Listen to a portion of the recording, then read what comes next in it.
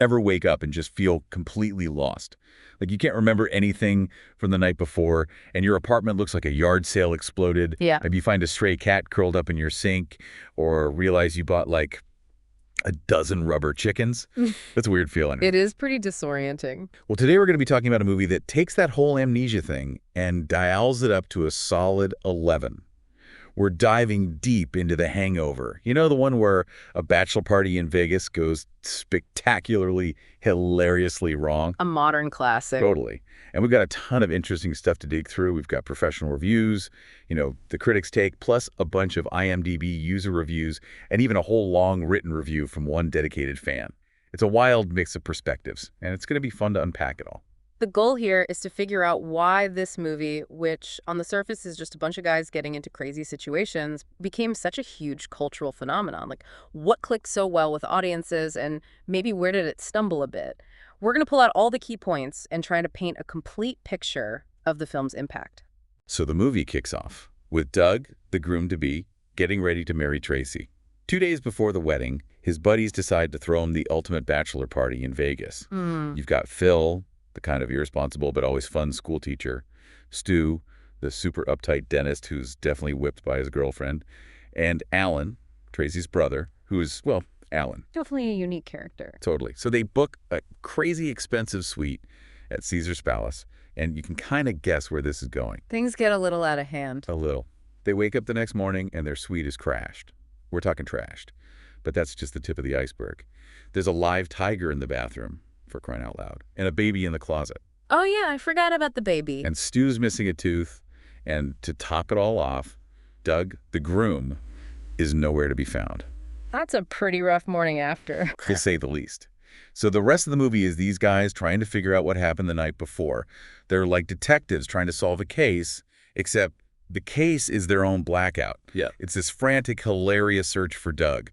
And they have to find him before the wedding, or things are going to get real awkward. And they have absolutely zero clues to start with, right? Basically. Oh.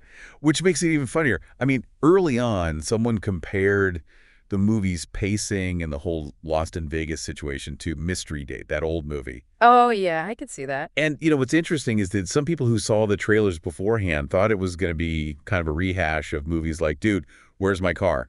Like another Lost Night stoner comedy type thing. But it was way more than that. Definitely. It definitely had its own style and ended up being this surprise hit. I think the way the story plays out, with them retracing their steps and revealing these insane events from the night before, that was a big part of why it works so well. It's all in the flashbacks.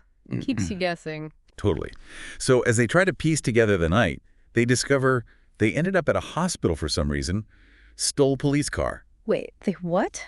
Stole a police car, and somehow Stu, the dentist, got married to a stripper named Jade. That escalated quickly. Right. And Jade is the mother of the baby they found. It turns out Stu used his grandmother's Holocaust ring as the wedding ring. It's just layer upon layer of crazy. And then there's the tiger. We can't forget about the tiger. Oh, yeah. How did they end up with a tiger in their hotel room? And not just any tiger. It belongs to Mike Tyson, who pops up in the movie, too. It's wild. That's classic Hangover. The whole thing is insane. And the reason they can't remember any of this is that Alan, thinking he's being helpful, put something in their drinks. He thought it was ecstasy. Oh, no. Turns out it was Rohypnol, roofies. Wow. That adds a whole other dimension to their predicament. Doesn't it? And of course, it gets even more complicated. They get mixed up with a gangster, Mr. Chow. Over $80,000 in stolen casino chips. Mr. Chow is such a great character. Yeah. Oh, he's hilarious. At one point, they're trying to find Doug, and they end up with the wrong guy, Black Doug. It's just one ridiculous situation after another. But they do find the real Doug eventually, right? Yeah, they do, but in a totally anticlimactic way. He's just chilling on the hotel roof, super hungover. They get him back to L.A. just in time for the wedding, though. So it all works out somehow. And then the credits roll, and we finally get to see what actually happened that night.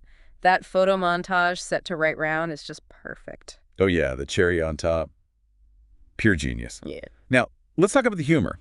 The reviews pretty much all agree. This movie is hilarious. It's described as off-the-wall, madcap, absurd, you name it. And raunchy. Definitely raunchy. For sure.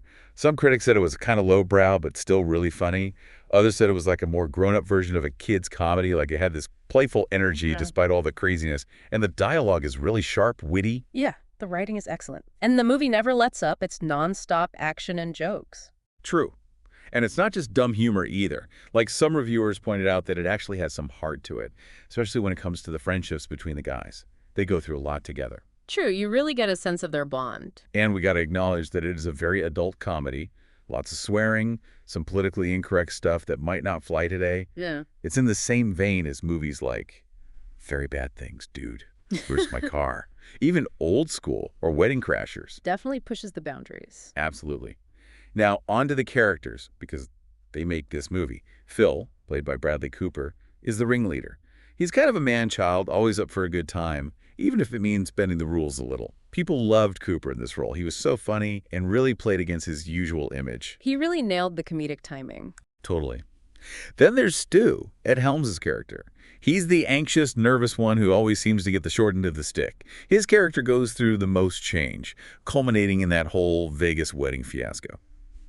Helms was praised for being absolutely hilarious in this role, especially his reactions to everything going on around him. He's the perfect straight man to all the chaos. And then there's Alan. Oh man, Alan. Zach Galifianakis is just brilliant in this role. Alan's the wild card, unpredictable, kind of clueless, but always hilarious. People loved him. He's the quote-unquote freakish one. He's like the secret sauce that makes the whole movie work. And even though Doug, the groom, is missing for most of the movie, that actually adds to the suspense and the comedy. Exactly. You're constantly wondering what happened to him. And we got to mention Jade, the stripper Stu marries. Some people thought she was a surprisingly sweet character, despite, being a stripper. Yeah, a heart of gold. Yep. And of course, there's Mr. Chow, played by Ken Jeong. He's just pure comedic energy, totally over the top. And even Mike Tyson's cameo is hilarious and memorable. A really well-rounded cast. Totally. So how did this movie do in the real world? Well, it was made on a pretty small budget, $35 million. That's not much for a Hollywood movie. Nope, but it made almost $500 million worldwide. So yeah, I'd say it did pretty well. It even won a Golden Globe for Best Motion Picture Musical or Comedy. And it was nominated for a BAFTA Award for Best Original Screenplay. Not bad for a comedy about a bachelor party gone wrong. Right. And the IMDb reviews are overwhelmingly positive. People call it a classic, one of the funniest movies ever. They love the chemistry between the actors, the way the plot unfolds, and the nonstop surprises. But of course, not everyone loved it. Some people found it offensive, unfunny, or just plain boring. And some of the humor hasn't aged well, especially the stereotypes and some of the politically incorrect stuff. It's true. Humor changes over time. But it's important to look at a movie in the context of when it was made. Right. But regardless of those criticisms, The Hangover was a huge success. And a lot of that success came from the unique structure, focusing on the aftermath of the party instead of the party itself.